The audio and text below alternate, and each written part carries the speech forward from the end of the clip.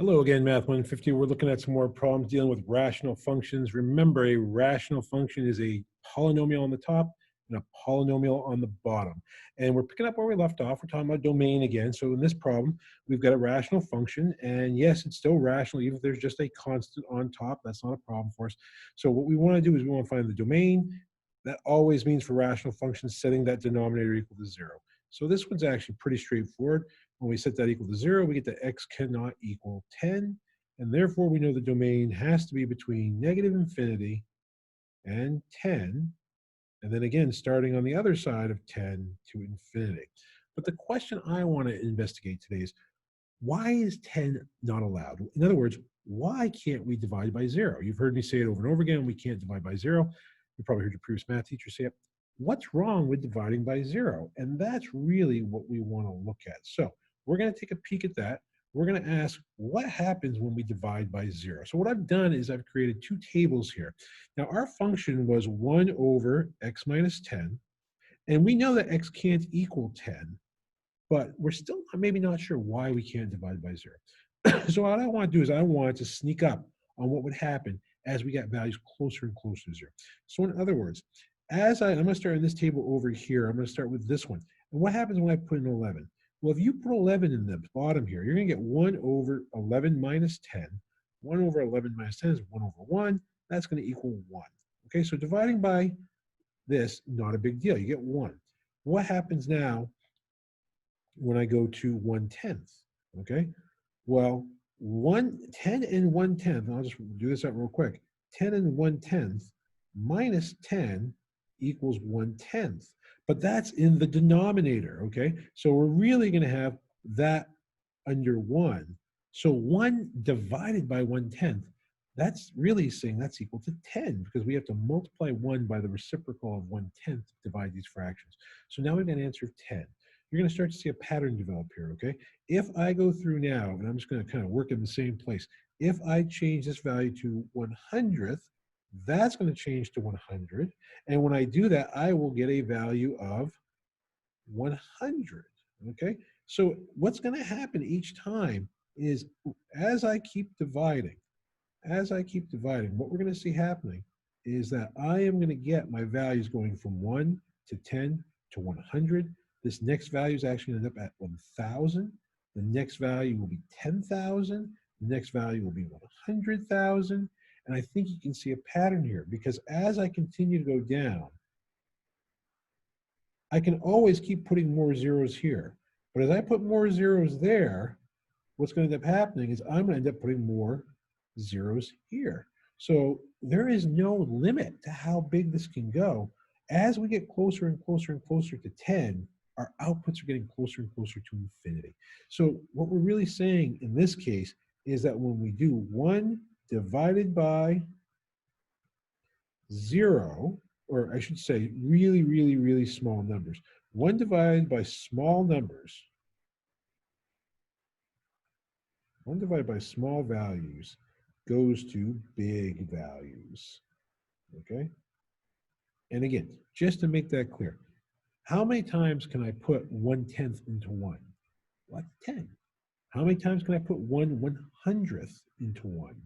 That's 100. How many times can I put 1/1000th into 1? Well, there's 1,000 of them. So as we get this number smaller and smaller, this fractional piece, the output gets larger and larger and larger.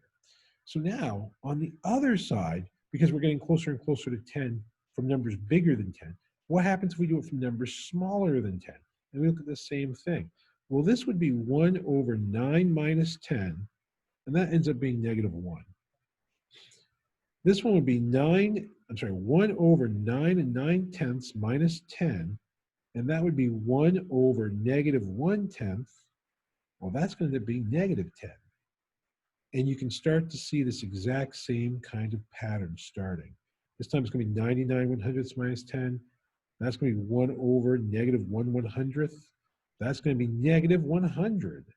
So the next one will go to -1,000. The next one will go to -10,000. And the last one down here will be -100,000. Same idea, but this time we're getting bigger negative values.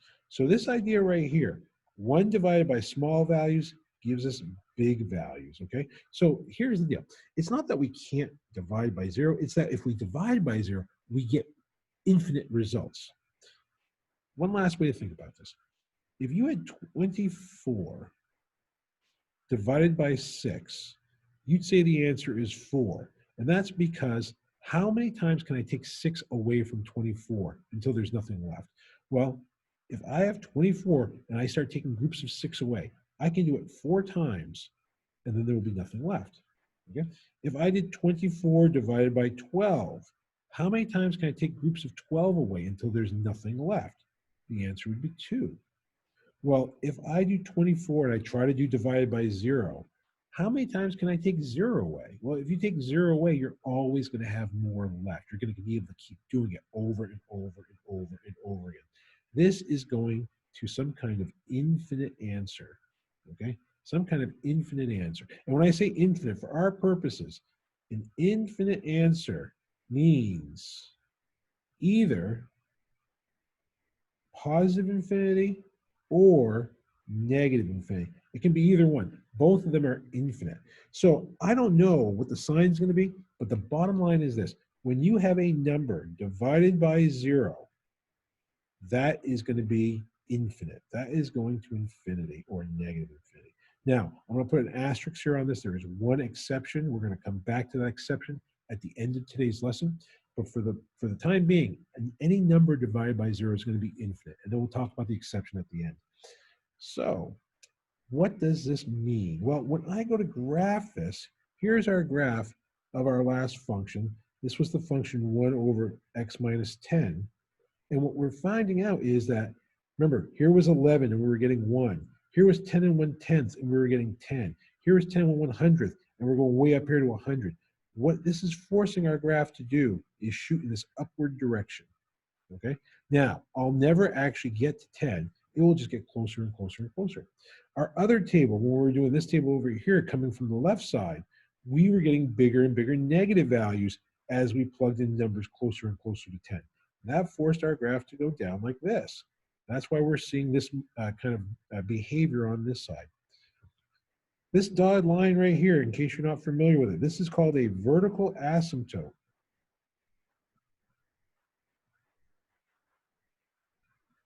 A vertical asymptote is a line, the function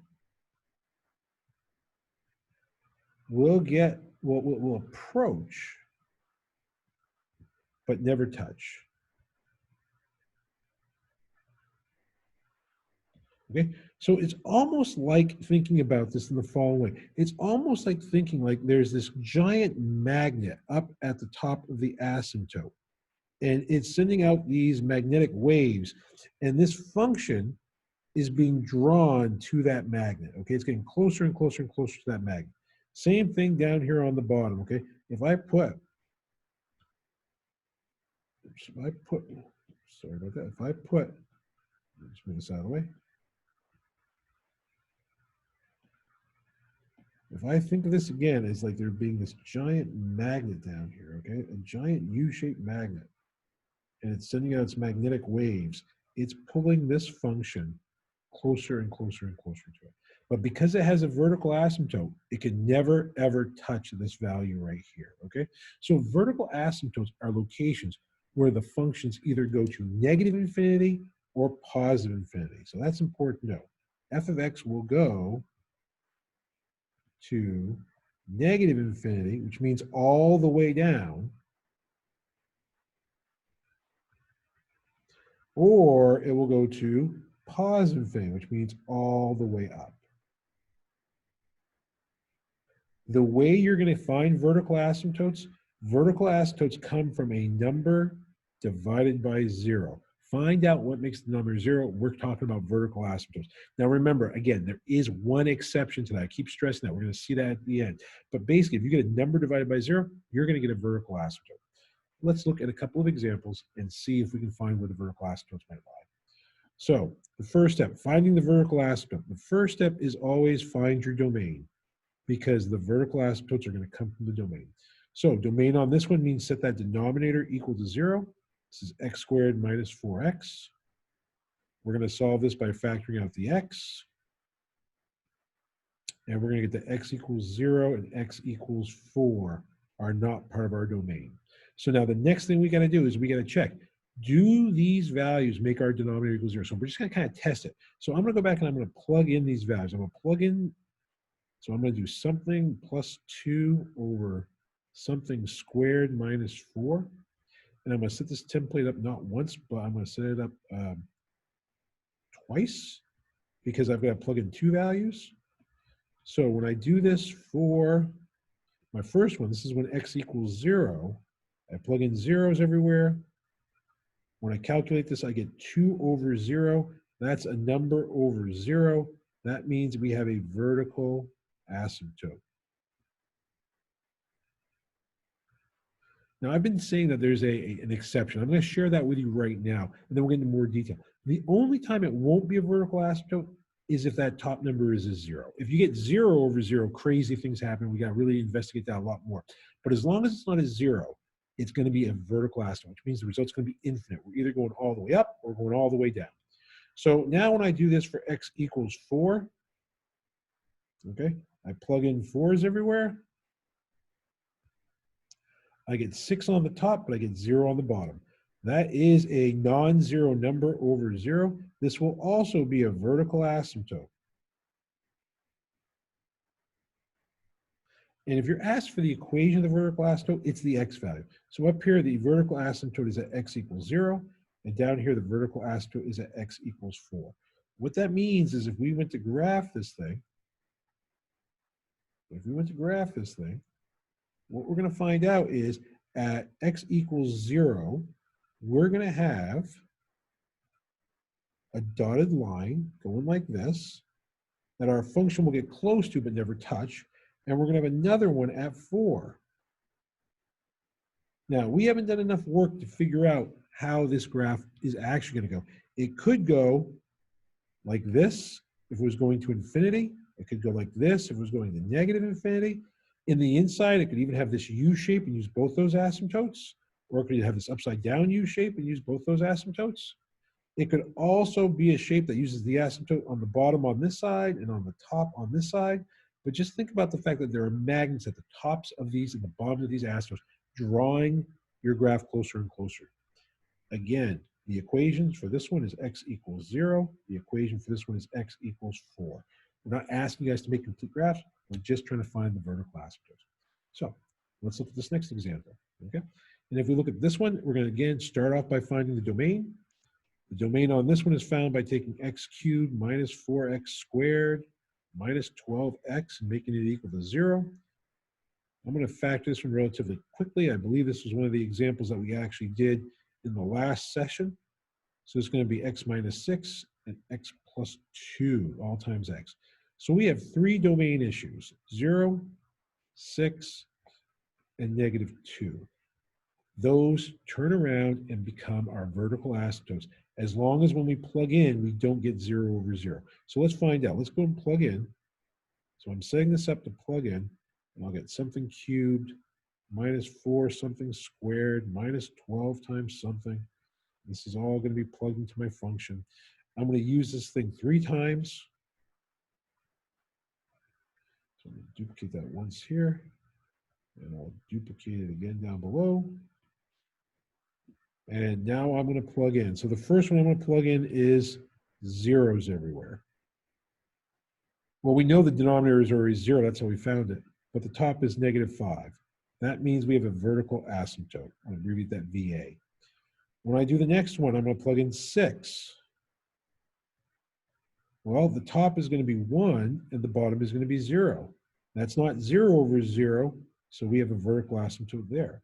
So again, 0 we plug in the first one, 6 the second one. The last answer I got was negative 2, so I'll plug that in now.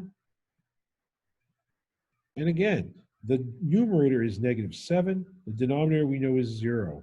So these are all vertical asymptotes. The only time you might not get a vertical asymptote is when you get 0 over 0. So again, the equation for this is going to be x equals 0 for the first one, x equals 6 for the second one, x equals negative 2 for the last one. So these are the equations of the vertical asymptotes for this problem. We're going to look at one more example. In this one, we're going to find the domain to begin with. So we're going to do x minus 2 equals 0, and that's going to give us x equals 2. So now we're thinking that this is probably a vertical asymptote because it makes the 0 in the denominator. But this time when you go back and you plug it in,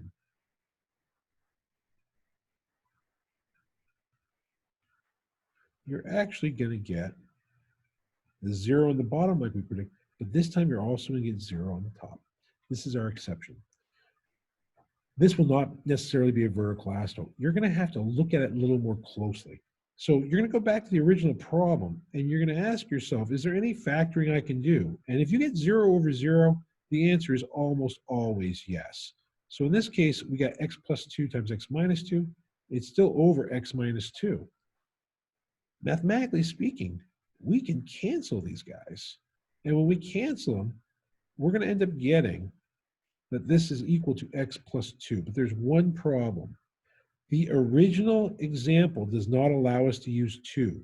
So the simplified example will not allow us to use 2. So this is when x doesn't equal 2.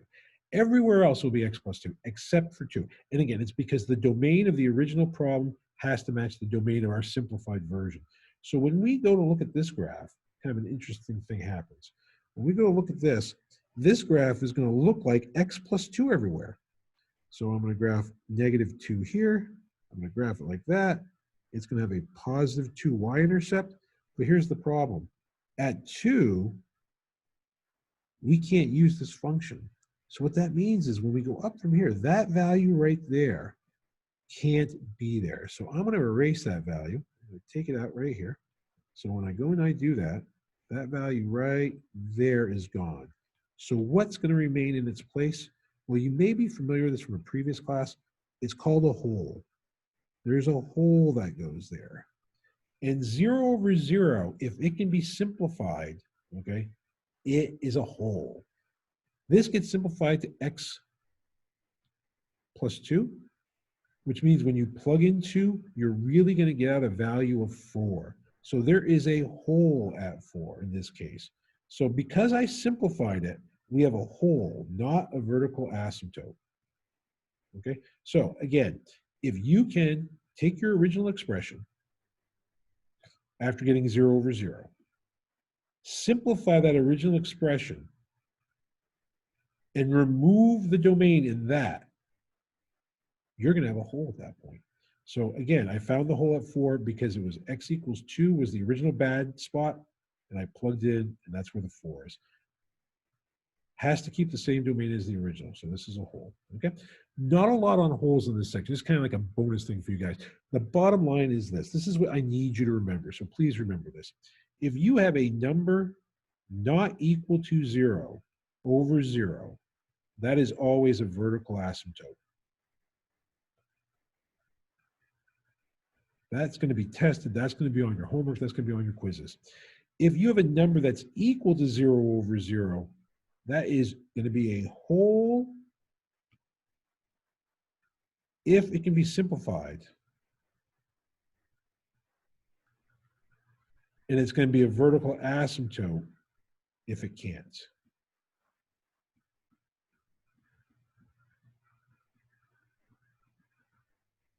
Again, this not so much going to be tested. The bottom line is if you get a non-zero number over 0, you're looking at a vertical asymptote. Go get the homework shot. Let me know if you have any questions. Reach out. I'll be happy to go over these problems individually with you guys to make sure that you're on the right track.